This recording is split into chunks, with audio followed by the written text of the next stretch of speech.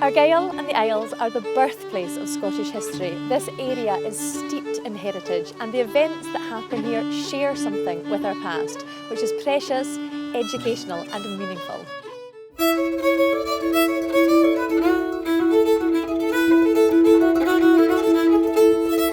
So this is a song from Portnahaven on the southwest tip of the island, and it's a very beautiful song called I Will Praise the Big Island. Ver mi clw don eiland vor, eiland grianach gorm yn yor, and chelan nach ciniag frech, ha an drast fulcherich. We made a songbook called Oran Ilach, which we collected a range of songs from Islay.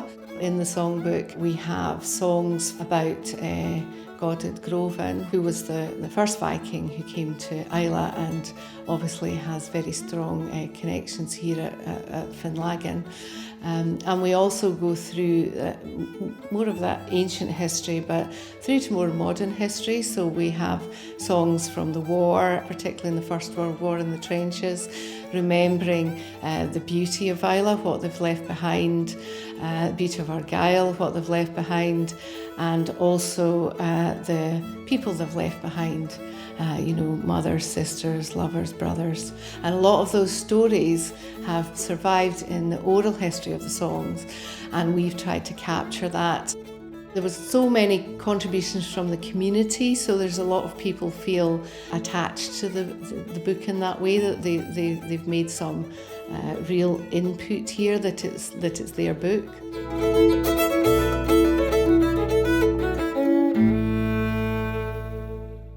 3 Wee Crows are a theatre company from rural Argyll. We went to Islay and filmed them performing a short piece of live theatre called Evo Devo and spoke to them about their work. What's that smoke? It's the mists of time. It's dark. It's cold. It's very dark and cold.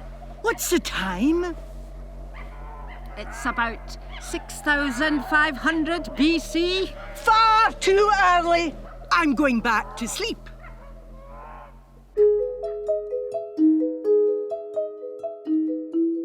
The 3 Wee Crows, they're all seeing, and they can go anywhere and see anything and create theatre out of nothing. Being here in Finlaggan, it's just, I feel very honoured.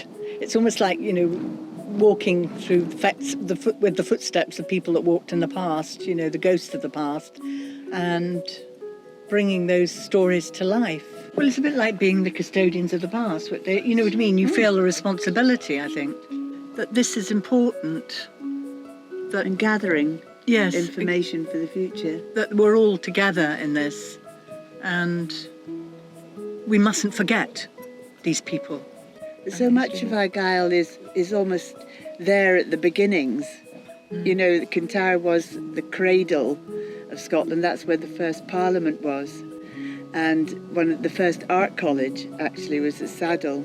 And then, of course, it went further up, went to Dunad, etc. But that's all, if you think about all Argyll, it's fascinating the way actually history evolved. And that's where it came from. When I first came up here, you'd see the scenery, you'd see the stones, you'd see that, and then somebody would tell you something about it.